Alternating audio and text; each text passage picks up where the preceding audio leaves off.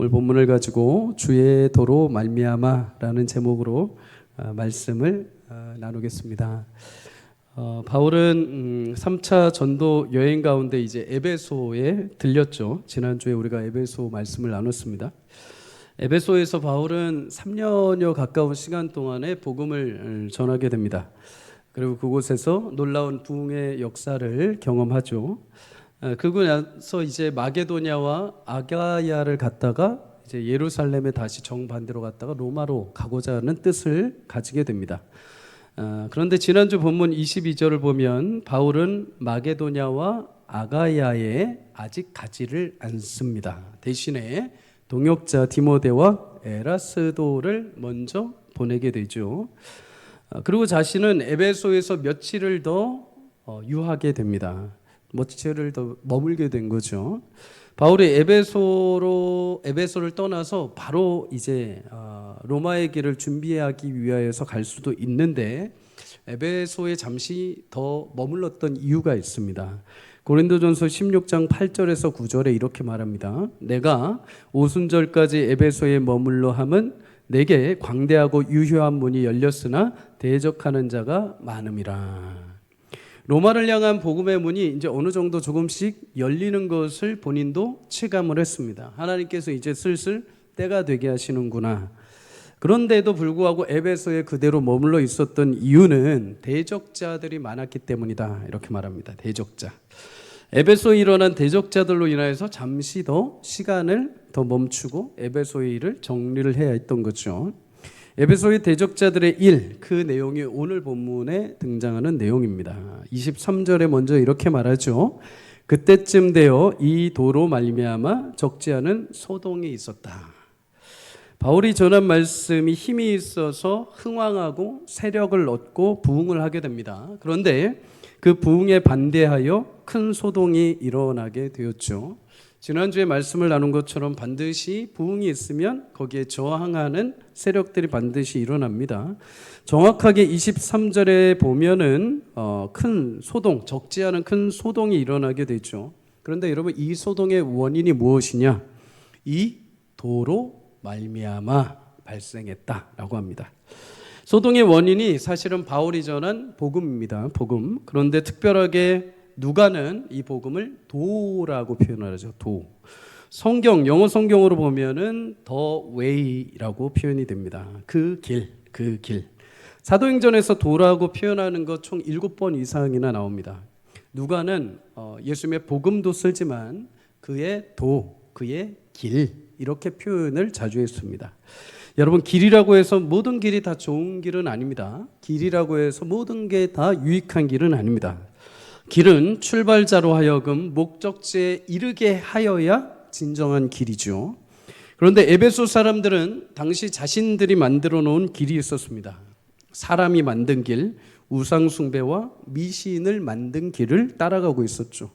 집집마다 미신의 책이 가득했습니다. 집집마다 우상 숭배의 모형들을 모셔놓았습니다. 그런데 바울의 복음을 통해서 하나님은 새로운 길이 있다는 것을 이제 에베소 사람들에게 제시해 주신 거죠. 히브리서 10장 20절은 그 길에 대해서 이렇게 말씀합니다. 함께 읽어볼까요? 시작. 그 길은 우리를 위하여 휘장 가운데로 열어놓으신 새로운 살 길이요 휘장 곧 그의 육체니라. 아멘. 새로운 길, 곧 부활의 예수님을 통해 영생의 길을 열어주셨습니다. 여러분, 그 길만이 살 길이죠. 그 길만이 우리의 영혼에 참된 안식과 기쁨을 주는 길인 줄 믿습니다. 여러분, 이 길은 종교로 만들 수 있는 길이 아닙니다. 시대적인 아이콘이라고 말할 수 있는 길도 아닙니다. 트렌드나 유행으로 말할 수 있는 길도 아닙니다.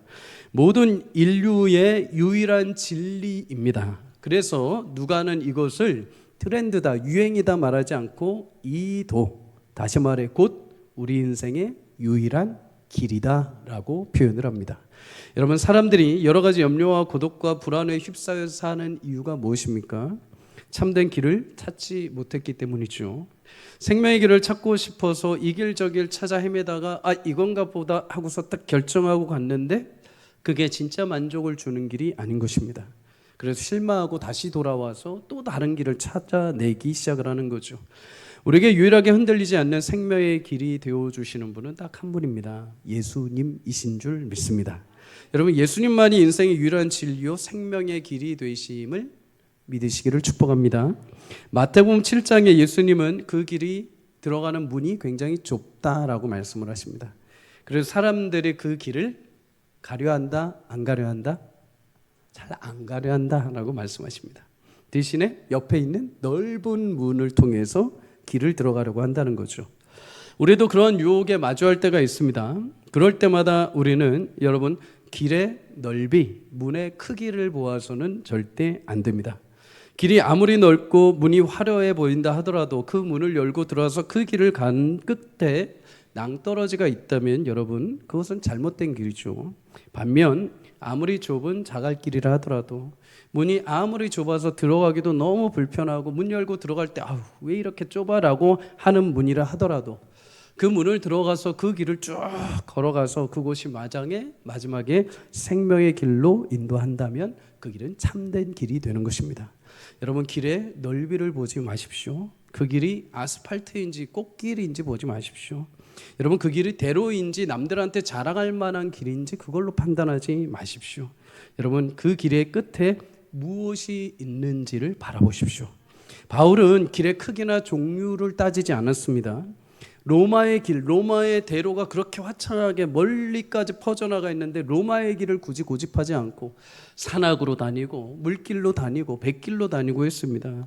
그가 쫓아가는 그 길은 딱 하나였습니다. 그가 결박이 있다 하더라도 환난이 있다 하더라도 그가 다니는 길은 딱 하나였습니다. 그가 걷는 길, 마지막 표대 끝에 계신 예수님이 계신 십자가의 길을 그는 항상 걸어갔습니다. 빌립보서 3장 14절은 말합니다. 표대를 향하여 그래서 예수 안에서 하나님이 위에서 부르신 부름의 상을 위하여 나는 달려가노라. 사랑하는 여러분, 우리 모두 주님만 바라보고 달려가는 축복이 있기를 바랍니다. 너의 길은 왜 아스팔트야? 너는 왜 꽃길이야? 이렇게 부러워하지 마시고 나도 이미 주님의 길에 들어섰다면 그것이 영광스러운 길이 될 것입니다. 민수기 21장 4절에 이스라엘 백성들은 하나님이 홍해 길을 따라서 에돔 땅으로 이렇게 우회하게 하십니다. 직선으로 가나안 땅을 향하지 않고 돌리시는 거죠. 그런데 이 돌리시는 길 때문에 이스라엘 백성들이 마음이 상했다라고 말합니다. 상했다. 그래서 하나님을 원망하죠. 그런데 여러분 하나님을 원망하니 하나님이 보내시는 불뱀 때문에 이들은 많은 사람이 죽게 됩니다. 정작 하나님이 왜 그렇게 돌리셨을까요? 이들이 보기에는 직선으로 가는 게 참 좋은 길이었는데 하나님 보시기에는 직선으로 가다가 가나안 땅의 대적들, 광야의 대적들을 만나면 이스라엘 백성들이 두려워서 겁먹어서 도망칠 것을 알고 계셨습니다. 대적들을 피하기 위해서 회피하도록 하나님이 돌려보내신 것이죠. 이스라엘 백성들 자신들을 위해서 하나님이 그렇게 돌아가게 하신 줄도 모르고 지금 당장 그 길 때문에 마음이 상해버립니다. 원망해버린 것이죠. 여러분 신자의 길을 걷는 동안 여러분 길로 인해서 길 위에 일어난 일들 때문에 마음이 상하지 않기를 축복합니다. 내가 생각하는 길과 하나님이 나를 위해서 준비하신 길은 차원이 다릅니다. 나는 이거 돌아가는 길 같은데 하나님은 그것을 나를 보호하시기 위해서 보내시는 길이십니다. 여러분 그 길 주께로 인도하는 생명의 길이 될 줄 믿습니다. 그 길 끝에 유일하게 영원한 생명을 주시는 예수님이 기다리고 계시는 줄 믿습니다. 길로 인해서 마음 상하지 마시고 그 길 끝에 영원한 주인이신 예수님이 계심을 보고 담대하게 우리 모두가 그 좁은 길을 한 걸음 한 걸음 걸어갈 수 있기를 주의 이름으로 축복합니다. 여러분 에베소는 미신과 우상이 가득했던 도시였죠. 그곳에 바울이 전한 이 예수님의 길이 제시되자 이제 그 전까지 사람들을 통치하고 있던 미신의 길이 이제 충돌을 하기 시작을 합니다. 저항이 일어나기 시작을 한 거죠. 오늘 24절에 보면 그 저항이 데메드리오라는 사람을 통해서 시작이 되는 것을 보게 됩니다. 24절에서 26절을 우리 다시 한번 읽겠습니다. 시작.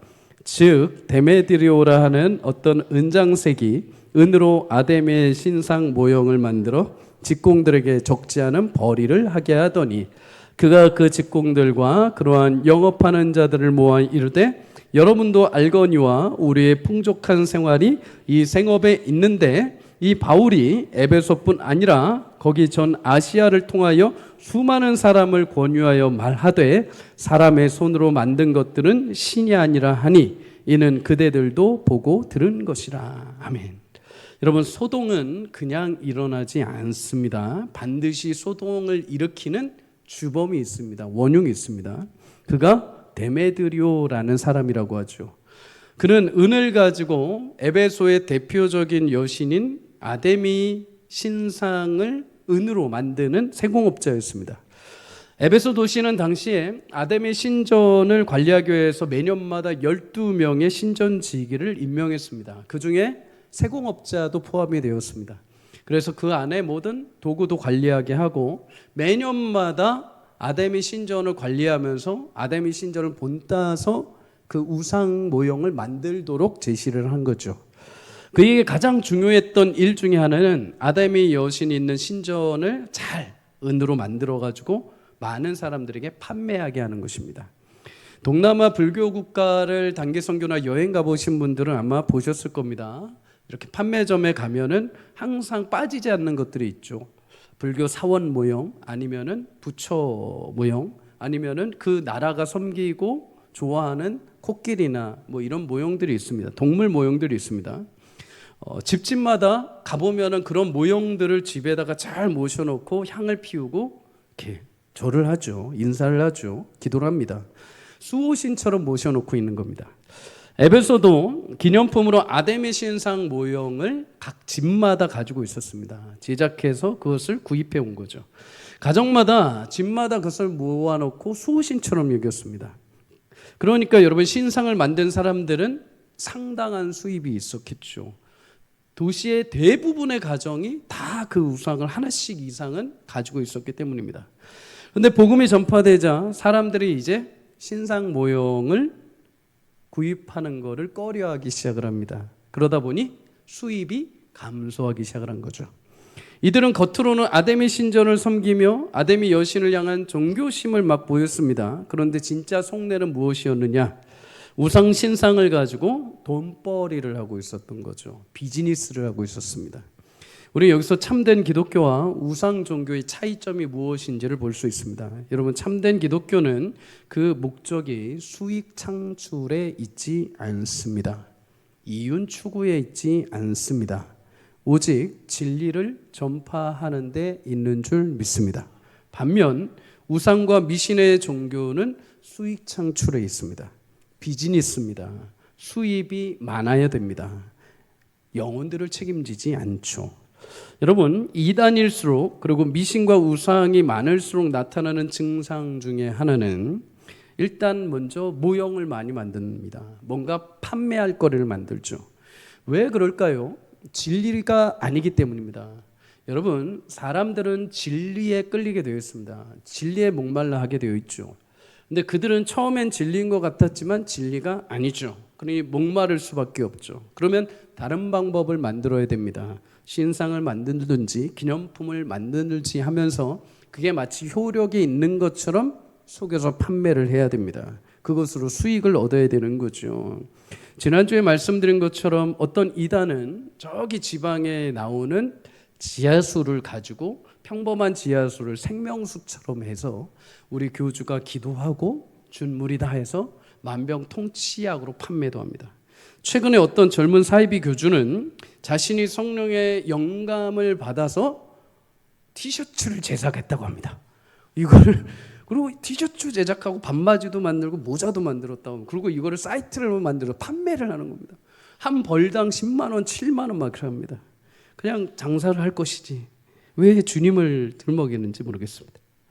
여러분, 예수님을 말하고 하나님 나라를 말하지만 마음이 부패하여서 그것을 가지고 자신들의 수익과 체제를 유지하기 위한 수단으로 사용하는 것이죠.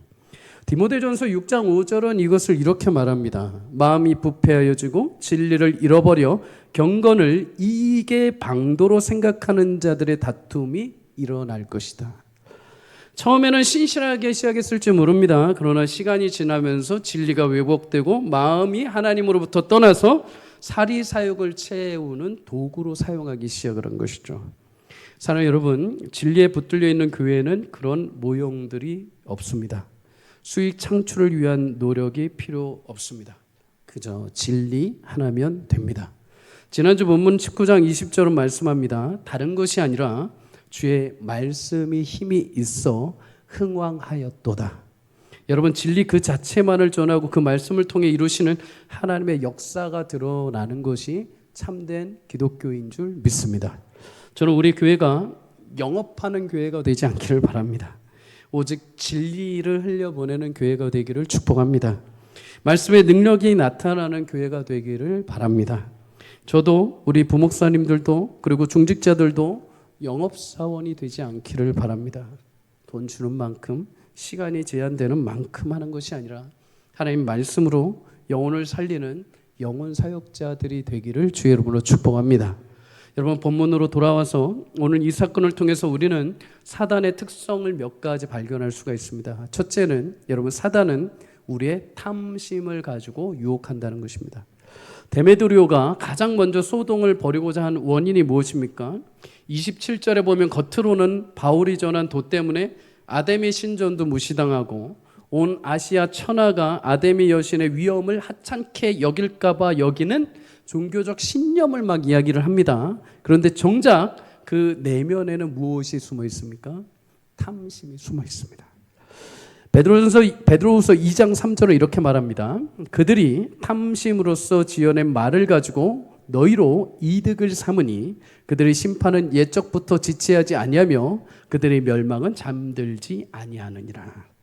그들은 자신이 만든 아데미 우상의 기념품이 가족을 지키고 너희 건강을 지키고 너희에게 큰 능력을 바랄 거라고 호도했습니다. 하지만 그 내면에 그것으로 인해서 자신들은 몰래 부와 이득을 취하려는 탐심이 가득했던 자들이죠. 바울에 의해서 복음이 전파되기 전까지 그렇게 아데미 신전을 가지고 판 돈으로 그들은 풍족하게 생활을 했습니다. 사람들은 우상을 위해서 어마어마하게 돈을 드립니다. 어마어마하게. 교회 다니시는 분들은 잘 모를 것입니다. 그러나 여러분, 점을 보러 가시는 분들이나 아니면 다른 종교에다가 정말 자신의 뜻과 자신의 계획을 이루기 위해서 많은 사람들이 어마어마하게 돈을 지불합니다. 왜 그럴까요?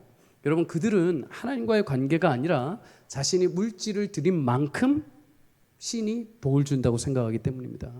내가 이만큼 드려야, 잘 보여야 신이 나에게 복을 준다. 여러분, 그런 의미에서 참 우리 예수님은 너무나 감사하죠. 우리는 물질을 드려서 복을 얻는 자들이 아닙니다. 우리는 그저 주님이 사랑하셔서 이미 예수님이 십자가로 복을 얻게 된 자들인 줄 믿습니다. 데메드리오, 그들은 그렇게 돈을 들여서 자신들의 수익을 얻게 만들었습니다. 인간의 탐심을 이용한 것이죠. 여러분, 사단도 마찬가지입니다. 사단은 우리 탐심을 가지고 우리 영혼을 가지고 장사하는 장사꾼입니다. 여러분, 우리의 헛된 탐심을 채우면 만족하게 될 거라고 유혹을 하죠. 하지만 오늘 데메드리오와 직공들, 여러분, 그들은 영혼들을 위한 것이 아니라 자신들의 수익을 위해서 사람들을 속이죠. 사단도 마찬가지입니다. 우리에게 탐심을 채우면 너희 영혼이 만족될 거야 라면서 우리를 유혹해 옵니다. 그래서 여러분, 우리가 탐심으로 무엇인가를 채우죠. 그러면 그것이 우리를 채우는 것이 아니라 사단을 풍족하게 해줍니다. 사단을 만족하게 해주는 것이죠. 그래서 골로새 3장 5절에 보면 땅에 있는 지체 곧 사단이 주는 마음 가운데 음란, 부정, 사욕, 악한 정욕과 탐심이 있는데 탐심은 우상숭배다라고 이렇게 표현을 합니다. 탐심에 따라서 내 마음을 그 탐심으로 다른 것으로 채운다고 한다면 하나님이 주시는 그 만족을 내 안에서 버려야 됩니다. 하나님이 주시는 만족으로 채우지 않고 내가 탐심으로 원하는 돈이나 성이나 도박이나 약으로 채우게 되면 그것이 내 우상이 된다는 겁니다. 그래서 탐심을 향해서 우상숭배라고 말하죠. 여러분, 탐심은 우리를 결코 만족시켜주지 않습니다. 그것을 가지고 가져도 목마른 것이 우리 영혼이죠. 우리 탐심을 채워지는 존재가 아닙니다. 오직 하나님으로부터 공급받을 때 우리는 참된 만족과 풍요를 누리게 됩니다. 시편 107편 9절은 말합니다. 그가 사모하는 영혼에게 만족을 주시며 줄인 영혼에게 좋은 것으로 채워주심이로다. 영어 성경을 보면 목마른 영혼에게 만족을 주시고 굶주린 영혼에게 좋은 것으로 채워주신다. 바울은 이것을 가리켜서 빌립보 4장 11절에 말합니다. 내가 어떤 형편에든지 나는 자족하기를 배웠노라. 내가 비록 감옥에 있을지라도 그 예수 그리스도로 인하여서 채워주신 그 풍요와 감사와 그 깊은 은혜의 영광이 내 이 땅에서의 감옥의 현실을 덮고도 남을 만큼 나를 풍성하게 만족시키고 채워주시고 계시다. 사랑하는 여러분, 주 안에서 우리 모두 부족함이 없는 줄 믿습니다. 주님 안에 거하는 자들에게 만족을 주시고 좋은 것으로 하나님은 늘 채워주시는 분이십니다. 그러해서 다른 것으로 채우려는 탐심을 우리가 물리칠 수 있기를 주의 이름으로 축복합니다. 하나님 뜨거운 사랑으로 우리의 마음을 가득가득 채워지는 은혜가 있기를 바랍니다. 계속해서 오늘 본문 28절을 읽습니다. 함께 읽습니다. 시작. 그들이 이 말을 듣고 분노가 가득하여 외쳐 이르되 크다 에베소 사람의 아데미여 하니. 데메드리오는 이제 사람들을 선동하기 시작을 합니다. 그리고 그 선동에 동조한 사람들이 분노하여서 모여들기 시작을 하죠. 당시 2만 5천 명이 관람할 수 있는 연극장으로 사람들이 우르르 몰려들기 시작을 했습니다. 그리고 그들이 얼마나 분노를 했는지 바울이 동역자였던 가이오와 아리스토거까지 붙들어와가지고 막 위협을 한 것입니다. 심지어 2시간 동안 내내 에베소 사람의 아데미 여신이여 하면서 아데미 여신에 대한 구호를 2시간 동안 쉬지 않고 외쳐댑니다. 여러분, 극장 안에서 2만 5천 명이 모여가지고 쉴 새 없이 외친다고 생각을 해보십시오. 여러분, 2만 5천 명이 모여서 찬양을 한다면 영광스럽죠. 그 울림과 떨림과 그 감동이 엄청날 것입니다. 그런데 여러분, 2시간 동안 우상 숭배하는 소리를 여러분 들어보십시오. 아마 영혼이 막 찢겨나가는 것 같을 것입니다. 이슬람 국가에 가보신 분들은 아마 아실 겁니다. 이슬람 국가 딱 가면은 아침과 점심 저녁에 항상 울려 퍼지는 노래소리가 있습니다. 그렇죠? 그들의 신에게, 아랍 신에게 노래하면서 기도하는 시간입니다. 그럼 항상 딱 정규 시간이 되면 막 이러면서 막 아무튼 표현할 수 없는 아무튼 희한한 느낌의 노래가 나옵니다. 그러면 그 노래가 나오는 동안에는 정말 마음이 굉장히 무거워지죠. 마찬가지입니다. 2만 5천 명이 2시간 내내 그 연극장이 울려 퍼지도록 아데미의 신을 찬양하고 구호를 외치고 있었던 거죠. 거기선 아무도 감히 반발할 수가 없는 현실이었습니다. 여러분, 그런데 우리 여기서 사단의 두 번째 특징을 볼 수가 있습니다. 그렇게 흥분하고 그렇게 외치고 그렇게 크게 떠드는 이유가 무엇일까요? 사단이 그 많은 사람들을 동조시켜가지고 그렇게 막 울려 퍼지게 외치고 떠들게 하는 이유가 무엇일까요? 바울 하나 때문에 그렇게 모여가지고 막 울려 퍼지게 하는 이유가 무엇일까요? 여러분, 사단은 복음으로 인해서 자신의 영역이 축소되는 것을 굉장히 두려워합니다. 여러분, 복음은 삶에 반드시 변화와 영향을 가져오게 되어 있습니다. 복음이 들어간 지역에 미신을 섬기던 자들이 미신을 떠납니다. 우상을 가정에 모시던 자들이 우상을 꺼내놓게 됩니다. 이것을 영적으로 보면 여러분, 사단의 영역이 축소되어 간다는 거죠. 대신 사단의 영역이 축소되면서 이제 하나님 나라의 영역이 확장되기 시작한 것입니다. 아담의 신전의 구입이 줄어들었다는 것은 단순히 그들의 수입원이 줄었다는 것이 아닙니다. 에베소 지역에 있는 사람들에 대한 사단의 지배력이 점점 줄었다는 거죠. 어떻게 해서든 자신이 사람들에게 영향력을 주기 위해서 미신과 우상과 두려움과 염려로 지배하려는 사단의 계획. 그런데 복음을 통해서 사람들이 이제 깨어나기 시작을 한 것입니다. 이제 그 영혼들이 해방되고 자유함을 얻게 된 거죠. 사단은 이것을 굉장히 싫어하고 두려워합니다. 그래서 은장색 직공들만이 아니라 도시 많은 사람들을 선동해서 이 복음을 저항하게 만든 거죠. 바울이 2차 전도 여행할 때 여러분 빌립보에 갔을 때도 똑같은 일을 경험합니다. 귀신 들려 점치는 여종이 있었죠. 여종을 해방시켜 줍니다. 여러분, 내가 아는 여종이 귀신 들려서 고통을 받고 있다고 한다면 주인된 마음으로서 적어도 귀신이 떠났다면은 어떻게 해줘야 됩니까? 네가 살아났구나, 고생했다 하는 게 정상이죠. 근데 그때 그 주인들은 어떻게 합니까? 바울과 실라를 때리고 옥에 가둬버립니다. 왜요? 수입원이 줄었다는 거죠. 그동안 귀신 쫓는, 귀신에 들렸던 여인으로 점을 치던 이 주인들이 수입이 줄니까 이제 싫어하는 겁니다. 반대로 수입도 줄었지만은 이제 귀신의 영역이 사라져버린 거죠. 사단이 싫어한 겁니다. 지난주에 설교했듯이 누가복음 8장에도 보면 예수님이 거라사 지방에 가시죠. 거라사 지방에 가셔서 딱 한 명만 만나고 돌아오십니다. 귀신 들렸던 자. 근데 여러분, 귀신 들렸던 자를 딱 만났을 때 그 귀신이 예수님께 뭐라고 합니까? 누가복음 8장 28절에 지극히 높으신 하나님의 아들 예수여, 당신 나와 무슨 상관이 있습니까? 당신께 구하오니 나를 괴롭게 하지 마옵소서. 여러분, 우리 대부분은 사단이 우리를 괴롭히고 예수님을 괴롭히는 존재라고 생각을 합니다. 그런데 성경을 자세히 읽어보면 여러분, 오히려 누가 벌벌 떨고 누가 괴롭힘을 당합니까? 사단이 괴롭힘을 당합니다. 예수님이 가는 곳마다 사단이 내쫓김을 당합니다. 예수님의 권세 앞에, 예수님의 위대한 영광 앞에 사단이 벌벌 떱니다. 여러분, 바울이 복음을 전할 때 사단이 그렇게 많은 사람들 동원해서 난동을 피우고 소란을 일으킨 이유가 무엇입니까? 하나님의 능력이, 그 복음의 능력이 에베소 사람들을 변화시키시는 것을 싫어했기 때문입니다. 사랑하는 여러분, 사단을 두려워하기보다도 사단을 두렵게 만드는 성도가 되기를 주 이름으로 축복합니다. 야고보서 4장 7절은 말합니다. 마귀를 대적하라. 그리하면 너희를 피하리라. 에베소 6장 11절도 말합니다. 우리 함께 읽습니다. 시작.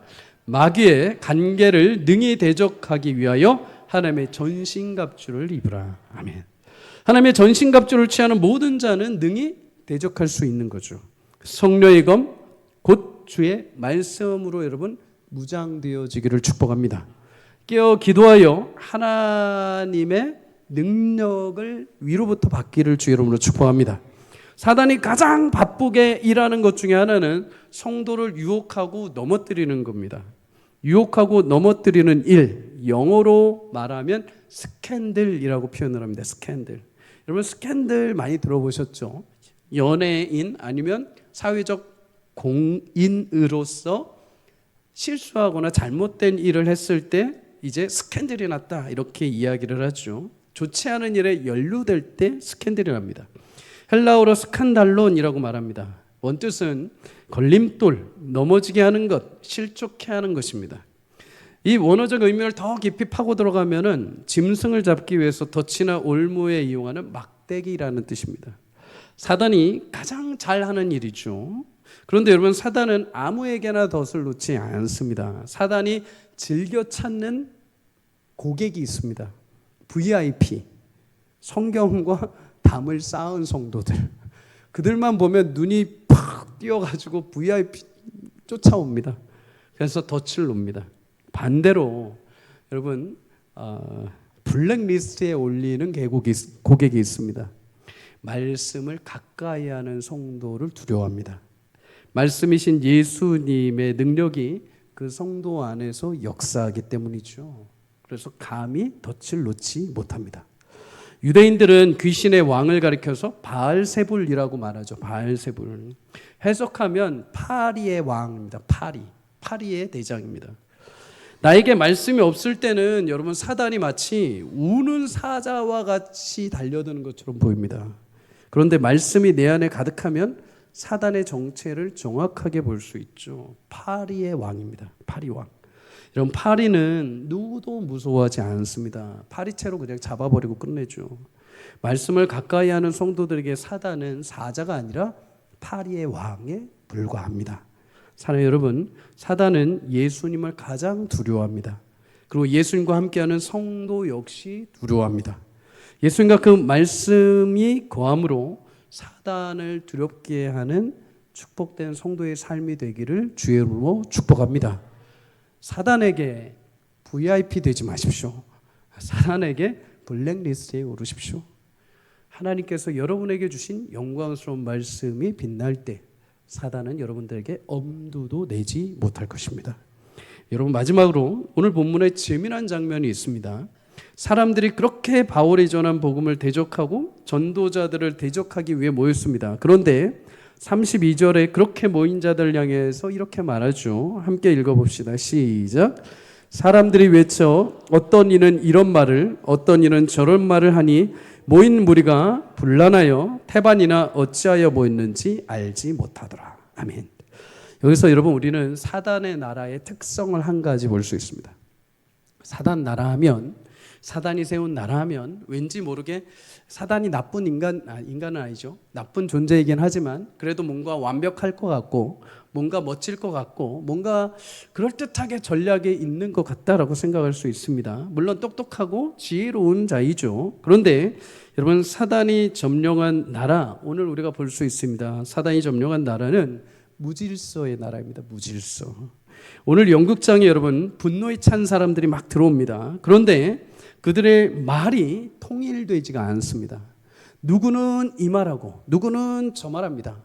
누구는 우리 여기 왜 모였어? 바울 때문에 모였어. 우리 여기에 왜 모였어? 은장색이 뭐 만든다고 모였어. 우리 여기 왜 모였어? 우리 수입원 때문에 모였어 하면서 서로 말이 다 틀린 것입니다. 심지어 어떤 사람들은 갑자기 그냥 집에 있다가 빨리 와봐 해서 끌려온 김에 와가지고 왜 자기가 여기 와 있는지도 모를 정도로 와 있는 겁니다.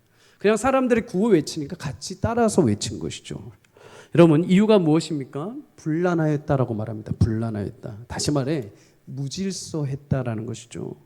물론 오늘 말씀 뒤에 보면은 서기장이라는 자가 등장을 해서 이 모든 혼란을 다 잠재웁니다. 그리고 바울과 바울의 친구들을 모두 돌려보내죠. 그런데 여러분 여기서 한 사람이 보이지가 않습니다. 바울 말고 바울은 들어가려고 했습니다. 그런데 친구들이 말렸죠. 바울 말고 한 사람이 보이지 않습니다. 데메드리오입니다. 데메드리오 분명 처음에 소동을 일으킨 원흉입니다. 부추긴 자이죠. 그런데 정작 사람들이 많이 모였는데 데메드리오가 보이지가 않습니다. 무질서하게 만들어 놓고 쏙 빠져버린 것이죠. 여러분 사단도 마찬가지입니다. 예전에 말씀드린 것 기억을 합니다. 사단은 자신의 정체를 드러내지 않습니다. 여러분 막 예배하고 기도한다고 사단이 여기서 뿔 달고 나오지 않습니다. 자신의 졸개들, 귀신들을 통해서 사단은 일을 합니다. 귀신들도 자신들의 흔적을 나타내지 않죠. 마음에 유혹을 주고 시험을 주면서 사람들을 현혹시키죠. 여러분 그리고 그렇게 일이 발생되고 나서는 사단은 전혀 책임지지 않습니다. 자신들은 뒤로 쑥 빠져버립니다. 선동시키고 공동체를 혼란시키고 분열을 만들어냅니다. 자신들은 막 무질서하게 만들어 놓고 쏙 도망가 버리는 거죠. 다툼이 일게 만들어 놓고서는 정작 나 몰라라 해버립니다. 여러분 그 상처와 후유증은 고스란히 공동체가 떠나야 됩니다. 그래서 분열을 만들고 깊은 상처의 마음을 가지게 되는 거죠. 사랑하는 여러분, 분열이 있는 곳, 분란은 일으키는 말이 나오는 곳을 주의하시기를 바랍니다. 분란과 분열은 결코 하나님이 만드신 것이 아닙니다. 분란과 분열은 결코 하나님의 뜻이 아닙니다. 여러분 하나님 나라의 특징은 이것입니다. 고린도전서 14장 33절 함께 읽습니다. 시작. 하나님은 무질서의 하나님이 아니시오 오직 화평의 하나님이시라. 아멘. 여러분 진정 사단의 나라가 떠나고 영광스러운 하나님 나라가 임하게 되면 그곳은 하나님의 질서가 새롭게 잡히기 시작을 합니다. 창조 전에 어떤 일이 있었습니까? 공허하고 무질서 상태였죠. 혼돈의 상태였습니다. 근데 여러분 그 혼돈의 상태를 하나님은 어떻게 하십니까? 말씀으로 창조의 질서를 나타내십니다. 하나님은 질서의 하나님이시죠. 하나님이 임하시는 나라, 하나님이 임하시는 교회, 하나님이 임하시는 가정은 그렇게 하나님의 질서가 임하게 됩니다. 무질서하게 막 분란이 일어나는 게 아니라 서로가 서로를 하나님의 형상으로 존중하고 사랑하고 존대하며 선을 넘지 않습니다. 질서를 지킵니다. 고린도전서 14장 40절에 보면 너희는 모든 것을 품위 있게 하고 질서 있게 하라라고 말합니다. 품위 있다는 것은 점잖게 양복 입고 점잖게 하는 것이 아니라 하나님의 양심에 따라서 말을 적절하게 하고 행동을 합당하게 하라는 것입니다. 성도로서 해야 할 말이 있고 성도로서 해야 할 행동이 있다는 것입니다. 각각에 처한 신앙의 질서, 테두리 안에서 행동을 하라는 것이죠. 그렇게 질서 있게 행동을 하는 이유는 무엇입니까? 하나님이 나의 주인이 되어 주시기 때문이죠.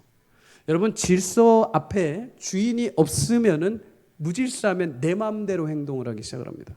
내가 생각나는 대로. 사사기가 그랬죠. 왕이 없으므로 자기 소견에 원하는 대로 말하고 행동했습니다. 근데 하나님이 임하시면 하나님의 통치 아래서 그 질서에 따라 우리를 삶을 살게 되죠. 근데 놀랍죠.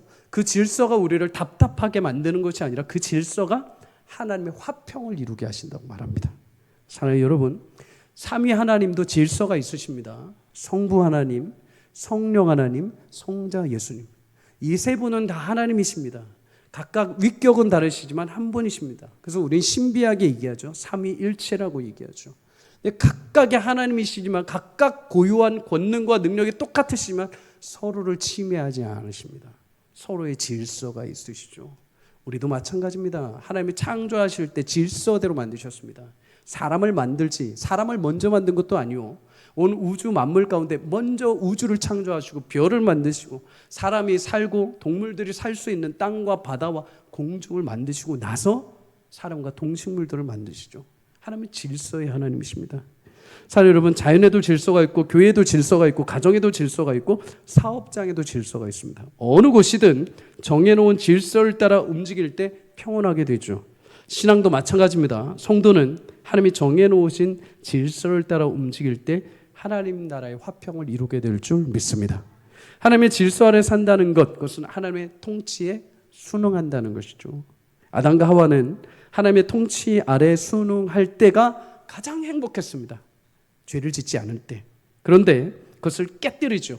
하나님과 창조주와 피조물의 관계를 깨뜨리고 선악과를 먹으면 하나님같이 되려고 하는 질서를 깨뜨리는 일이 발생합니다.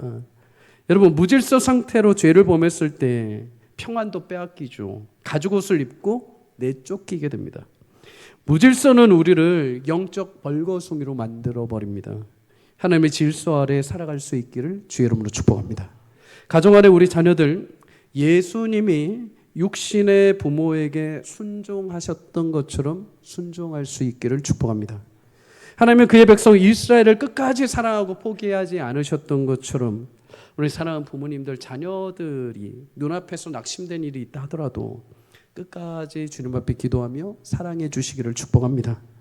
우리 부부관계에서도 주께서 그의 몸된 교회를 지극히 사랑하신 것처럼 부부 안에서도 서로 몸된 교회를 사랑하신 예수님처럼 사랑할 수 있기를 바랍니다. 직장과 사업장에서 일하시는 우리 성도님들, 어려움과 고된 일들이 많으시죠. 그런데 요셉처럼 하나님의 질서를 따라 내게 맡겨준 일에 신실하게 최선을 다할 수 있기를 바랍니다. 하나님 그 질서를 따라 적은 일에 최선을 다한 자에게 더 큰 일을 맡기실 줄 믿습니다. 교회 안에서도 여러분 새로워진 리더십들이 있습니다. 주께서 세우셨음을 믿고 여러분 아론과 훌이 모세를 섬겼던 것처럼 여러분 순종함으로 그 질서를 따라 함께 숨겨주시기를 주의 이름으로 축복합니다. 그럴 때 참된 하나님 나라 안에서 주시는 하나님의 화평과 질서가 우리 교회와 가정과 여러분 학교와 여러분 직장에 넘치게 될 줄 믿습니다. 하나님 나라는 위대하십니다. 하나님 나라는 이미 임하셨습니다. 우리 교회뿐만 아니라 여러분의 가정과 삶에도 이미 시작되고 계십니다. 하나님의 거룩하심, 하나님의 통치하심 아래 살아가는 자들은 이미 그곳이 지금 하나님 나라가 시작되고 있습니다. 여러분 우리가 모두 그런 나라를, 주의 길을 따라가는 그런 나라를 함께 누리는 인생이 될 수 있기를 주의 이름으로 축복합니다. 말씀을 정리합니다. 우리에게 유일한 길이 있습니다. 그 길은 좁고 협착한 길이지만 가장 영광스러운 예수님의 길입니다. 새롭게 살 길입니다. 여러분 그 길을 함께 걸어갈 수 있기를 축복합니다. 그 길의 넓이 때문에, 재료 때문에 실망하지 마십시오. 그 길은 완전한 길입니다. 마지막 그 끝에 완전하게 여러분들을 인도해 가실 것입니다. 주의 말씀이 여러분 수단이나 어떤 이익이 되지 않고 영업의 이익이 아니라 내 삶의 이유가 될 수 있기를 바랍니다. 사단의 탐심을 가지고 유혹합니다. 여러분 탐심은 우리를 채워주고 만족시킬 수 없죠. 우리 주님만이 우리를 채우고 만족시켜 주십니다. 사단을 두려워하는 성도가 아니라 사단이 두려움에 떠는 성도가 될 수 있기를 축복합니다. 그래서 여러분이 가는 곳마다 사단의 나라가 점점 위축이 되고 하나님 나라가 확장되어가는 축복이 있기를 바랍니다. 마지막으로 혼돈과 무질서로 사로잡힌 사단의 관계를 넘어서 질서의 하나님, 하나님의 뜻에 순응할 때 여러분이 서 있는 그곳이 하나님 나라요, 하나님 주신 화평이 넘치는 복된 인생이 되기를 주의 이름으로 간절히 축복합니다.